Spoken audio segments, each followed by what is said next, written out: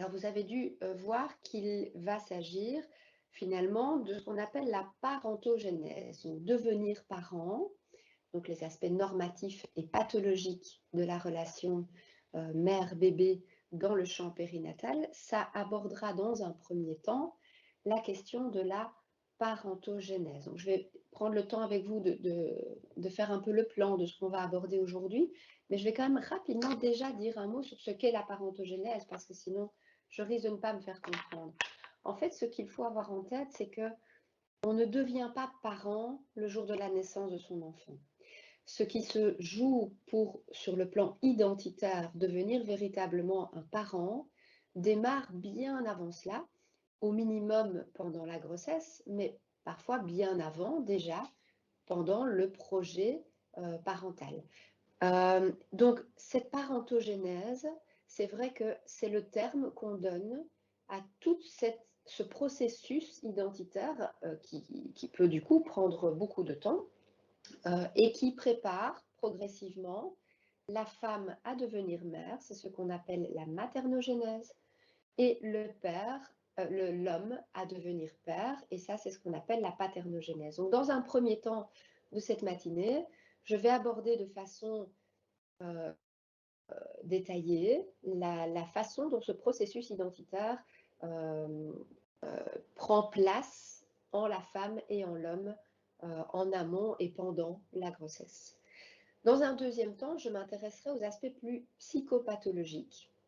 Là, j'ai décidé de me centrer davantage sur la mère, aussi parce qu'il y a évidemment beaucoup plus de travaux qui concernent la psychopathologie maternelle dans le champ périnatal. Maintenant, si vous le souhaitez, je peux quand même dire un mot de la psychopathologie paternelle également. Mais c'est vrai que j'avais choisi, et comme dans l'intitulé, on parlait plus de la relation mère-bébé, j'ai quand même un peu plus centré les choses du côté de la maman. Je vais y aborder plus précisément la dépression maternelle pré- et postnatale, le déni de grossesse et la psychose puerpérale, qui sont vraiment les formes psychopathologiques principales rencontrées dans cette période. Et la dernière partie de notre matinée sera consacrée aux interactions précoces et surtout à la façon dont on peut être attentif dans l'observation de ces interactions. Parce que ce qui est particulier, c'est qu'en fait, on peut décoder beaucoup plus de choses qu'on ne le pense si on sait ce qu'il faut observer. C'est vraiment ça la particularité. Quand on a une maman, un bébé en face de soi, évidemment que de manière naturelle et instinctive, on peut se rendre compte d'une belle atmosphère ou d'un moment un petit peu compliqué et tendu parce que le bébé ne va pas bien et se manifeste avec force. Donc tout ça, évidemment qu'on l'identifie très naïvement, j'ai envie de dire. Mais si on est dans un contexte de consultation et qu'on souhaite aller plus loin, il y a vraiment à connaître certaines caractéristiques qui peuvent guider notre observation et permettre d'aller beaucoup plus loin dans ce qu'on va en comprendre. Et en comprendre quelque chose est essentiel tant pour la façon dont on peut accompagner la maman dans sa parentalité que dans la façon dont on peut agir quelque part en prévention pour le bon développement identitaire du bébé. Donc on va vraiment s'attacher à ces aspects d'observation de la dynamique, mais dès lors que je vous aurai expliqué ce qu'on peut observer, évidemment, je prendrai aussi la peine de vous expliquer les quelques indices de perturbation des interactions précoces qui doivent nous alerter, qui doivent nous dire en tous les cas qu'il y a quelque chose qui est, au moins au moment de l'observation, dysfonctionnant. Alors, si ce n'est que ponctuel, ça ne doit pas pour autant tout de suite nous inquiéter forcément, mais si de façon répétée, c'est quelque chose qui semble s'installer dans la relation entre le parent et son bébé, alors ça peut devenir vraiment dommageable pour l'enfant. Donc, la parentogénèse, je reviens là-dessus avant de démarrer véritablement sur la maternogénèse, juste pour dire que donc cette longue étape identitaire qui concerne donc tant la mère que le père, vous l'aurez compris dans les quelques mots d'introduction que je vous ai donnés, eh bien, cette longue période processuelle, c'est véritablement une crise maturative, au même sens qu'on pourrait le formuler pour la crise d'adolescence, par exemple. Donc c'est vraiment une étape dans le développement identitaire d'une personne. Alors, on peut tout à fait faire sa vie d'adulte sans devenir parent et on n'est pas pour autant moins abouti. Mais si on veut devenir parent, en tous les cas, il y a vraiment une crise maturative nécessaire qui nous amène à cette identité.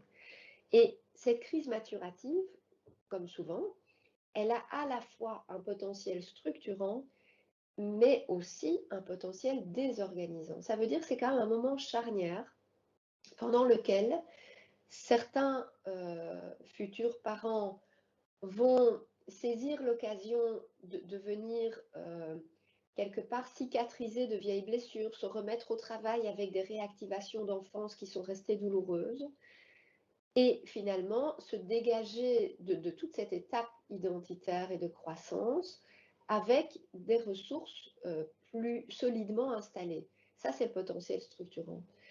Mais certains vont se fragiliser pendant cette période. Et c'est vrai que le champ périnatal est quand même une période à haut risque en termes de décompensation. Quand il y a une vulnérabilité de départ, il n'est pas rare que ça puisse venir se manifester avec des complications sur le plan de la santé mentale pendant cette période particulière. L'autre point général sur la parentogénèse, c'est qu'elle est toujours marquée d'une ambivalence. Ça veut dire que, quelque part, on ne s'attend pas, quand on regarde sur le plan intrapsychique, on ne s'attend pas à ce que ce parcours ne soit que joie, beauté et bonne humeur. C'est normal que la parentogénèse vienne un petit peu mobiliser des vieilles choses enterrées, que ça vienne un petit peu travailler toute cette vie interne et fantasmatique. Et donc, par moment, ça peut ne pas être confortable. Et ça, je trouve que c'est important de le rappeler, parce qu'on est quand même dans une société où il n'est pas toujours simple de dire que la parentalité n'est pas que heureuse, en fait. Et donc, je trouve qu'il faut le rappeler. Et ça, dès le désir d'enfant, dès la grossesse et dès l'accueil du bébé, il peut y avoir, et il doit même y avoir, pour que ce soit sain, des moments d'ambivalence. En fait, la période d'accès à l'identité de parent est à la fois une période très valorisante pour l'adulte qui prend un rôle nouveau dans la société également et au sein de sa famille. Mais par ailleurs, c'est quand même aussi une période pendant laquelle il va être réactivé sur tout ce qui est resté un petit peu en friche depuis son enfance et qui n'était pas tout à fait résolu. Donc clairement, c'est une période délicate, charnière, qui est très propice à la prise en charge. Et donc si on détecte une souffrance affective chez un parent en devenir, il est vraiment plus qu'indiqué de lui proposer un accompagnement à ce moment-là. Pourquoi je dis que c'est vraiment propice à la prise en charge? J'y reviendrai beaucoup plus en détail plus tard, mais il y a un phénomène qu'on appelle la transparence psychique, qui fait que pendant cette période particulière du parcours identitaire du futur parent, il y a un accès facilité à toute la dimension inconsciente, à tous ces remaniements de fond qui sont à l'œuvre, et il y a une levée partielle du refoulement. Donc, en termes de en charge thérapeutique, il est beaucoup plus facile d'accéder aux zones qui font conflit à l'intérieur et ils sont naturellement mobilisés. Donc, c'est vraiment une période qui peut être très efficace en termes d'accompagnement. Voilà, ça c'était les points généraux sur la parentogénèse. Je vais maintenant rentrer plus précisément sur le point spécifique à la maternogénèse, qui concerne donc toute cette trajectoire identitaire, mais spécifique à la mère. Alors, la première chose, je voulais expliquer, c'est que ça ne démarre pas le jour de la naissance, ça peut déjà commencer lors du projet d'enfant ou du désir d'enfant, qui soit complètement conscientisé ou pas. Maintenant, ce qu'on met derrière ce mot, désir d'enfant, prend quand même des réalités un peu différentes d'une personne à l'autre, si on veut bien y regarder avec attention. Déjà, dans ce désir se place beaucoup de facteurs très conscientisés. On sait qu'on souhaite avoir un enfant pour des raisons très énonçables, parce que on a envie de permettre à nos parents de rencontrer leurs petits-enfants, parce que on a envie d'avoir une dynamique de vie à la maison différente, etc. Donc il y a plein de facteurs qui nous poussent à désirer la présence d'un enfant dans notre vie, qui sont très conscientisés, que ce soit au niveau familial, au niveau socio-culturel parfois. Clairement, il y a là des facteurs dont on a tout à fait conscience. Mais il y a également toute une panoplie de facteurs beaucoup plus inconscients qui vont également jouer un rôle dans la façon dont on arrive à ce projet d'enfant.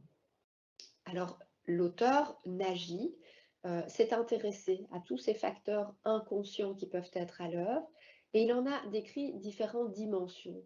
Alors, il nous parle là de données plus factuelles, comme des déterminants assez somatiques. Par exemple, pouvoir se dire, je sens, alors ça c'est quand même un peu conscientisé, mais parfois ça agit sans qu'on s'en rende compte, mais simplement un espèce d'empressement parce que l'âge avance et si je ne deviens pas maman maintenant, c'est un peu foutu.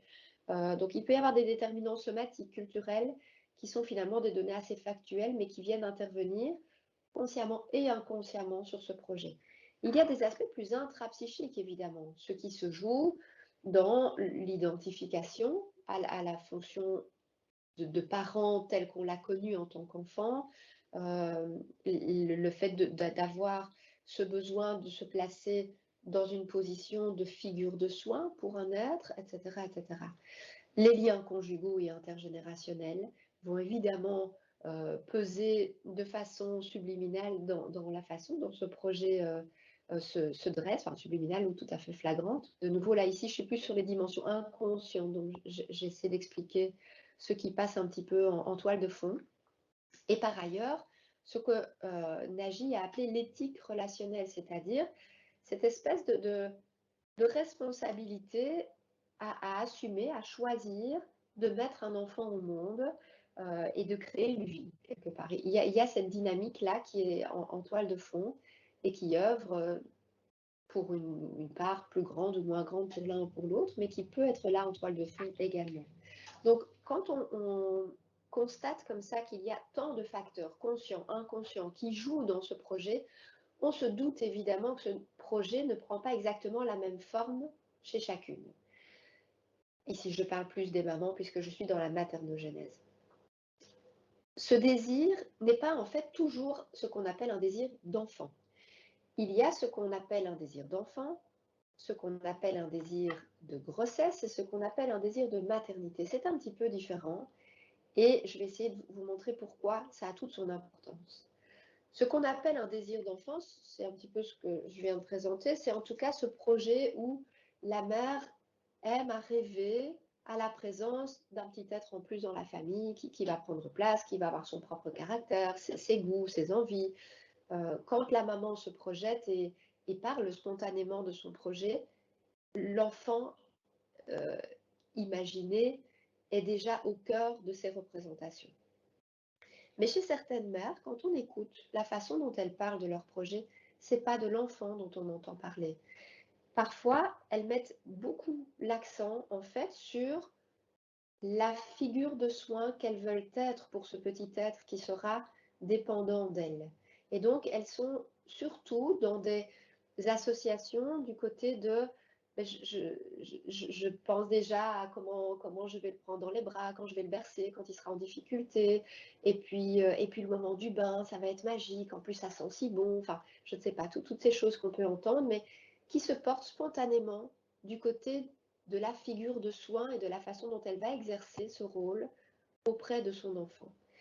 Ça n'est pas moins bien, hein. Je ne suis pas en train de classer dans un ordre de valeurs, mais on est sur des modalités de représentation un peu différentes qui traduisent en fait des natures de projets vécus sur des modalités un peu différentes.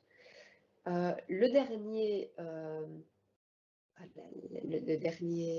dernière sorte de désir, je vais y arriver, c'est le désir de grossesse qui en fait nous amène dans le discours de nouveau de la mère, à entendre surtout parler de toute cette étape de grossesse, de changement de son corps, de son ventre qui va s'arrondir, des sensations qu'elle va ressentir en elle, etc., etc. Et spontanément, la maman part beaucoup, beaucoup sur ces associations-là. Ce qu'on observe évidemment, c'est que ce n'est pas par hasard si l'une ou l'autre mère est plus spontanément sur l'une ou l'autre type, l'un ou l'autre type de représentation. En réalité, c'est intimement lié à la façon dont la femme est structurée psychiquement, en fait. Et nous avons des personnes, des mères ou des futures mères qui ont parfois des blessures sur le plan narcissique, sur le plan de leurs assises identitaires, qui quelque part vont spontanément se diriger plus sur le désir de grossesse, parce qu'en réalité, le fait que leur corps puisse être éprouvé comme capable d'une telle prouesse vient agir comme potentielle réparation narcissique dans les blessures qui sont inscrites en elles. Et donc, ce n'est pas par hasard si spontanément on observe que ce sont beaucoup plus les femmes qui ont été marquées par des blessures narcissiques fortes qui vont venir se diriger plus spontanément sur un désir de grossesse. De la même façon, ce sont souvent des femmes qui ont été plus sensibilisées dans leur parcours de vie à la question de la dépendance dans le lien, de l'importance de l'étayage, de la nécessaire réassurance dans la présence de l'autre. Ce sont ces femmes qui ont cette fibre-là. Alors, certains qui parlent en termes de structuration identitaire feront l'écho avec ce qu'on appelle la structuration limite. Eh bien, effectivement, on va observer beaucoup plus chez ces femmes le déploiement d'un désir en fait de maternité. Et le désir d'enfant véritable reste davantage présent dans le discours de femmes qui, au niveau de leur structuration identitaire, sont suffisamment quelque part solides et sereines que pour déjà se sentir en place pour projeter la présence d'un autre petit être sans avoir à s'inquiéter ni de la solidité de leur corps pour traverser cette épreuve, ni de l'absolu du lien qui va l'unir avec le bébé. Et donc voilà, ça c'est différent. Alors, pourquoi je dis que c'est quand même important parce que si on veut bien y être attentif, c'est quelque chose qui est repérable dès le discours maternel préconceptionnel et ça permet évidemment d'être d'autant plus à l'écoute de façon empathique et juste de ce qui va se mobiliser tout au long du parcours identitaire de cette femme en particulier. Parce que l'une et l'autre ne vont pas aborder cette maternogénèse avec le même matériel de départ, j'ai envie de dire, et elles ont chacune, comme tout humain, leur corde sensible, leur zone de vulnérabilité, et la maternogénèse va venir évidemment les mobiliser très fort là-dedans. Donc plus tôt on repère où sont les zones de vulnérabilité, et plus tôt on peut accompagner efficacement tout ce parcours identitaire. Dans un deuxième temps, concernant cette maternogénèse, je voudrais effectivement vous expliquer qu'il y a donc pendant la grossesse, une fois que cette fois la conception a démarré, il y a bien la grossesse physique qu'on connaît de façon classique avec ces 3 mois et ce ventre qui s'arrondit et toutes ces choses qui se transforment en le corps de la mère. Mais en parallèle de toute cette étape évolutive, il y a également ce qu'on appelle la grossesse psychique, qui est un peu le corollaire de la grossesse physique, mais sur le plan psycho-affectif. Et donc, cette grossesse psychique, c'est vraiment ce qui va décrire sur le plan intérieur, fantasmatique, identitaire, tous ces différents mois pendant lesquels la femme devient mère. Alors je vais peut-être lire cette citation de Budlowski parce que je pense qu'elle est Ben, juste pour nous rappeler que tout ça est un long processus. Elle nous dit lenteur et temps sont des éléments nécessaires au processus maternel. Le temps de l'embryogénèse jusqu'à la maturité fœtale et celui de la rêverie et des réminiscences cheminent côte à côte. Évidemment, j'y reviendrai plus tard quand on parlera de la psychopathologie maternelle dans le champ périnatal, mais vous vous doutez déjà quand on entend ici combien la lenteur et le temps sont nécessaires, qu'une femme qui va, j'ai envie de dire, subir un déni de grossesse, va être évidemment très bousculée dans ce processus parce qu'elle n'aura plus cette lenteur et ce temps disponible pour devenir mère.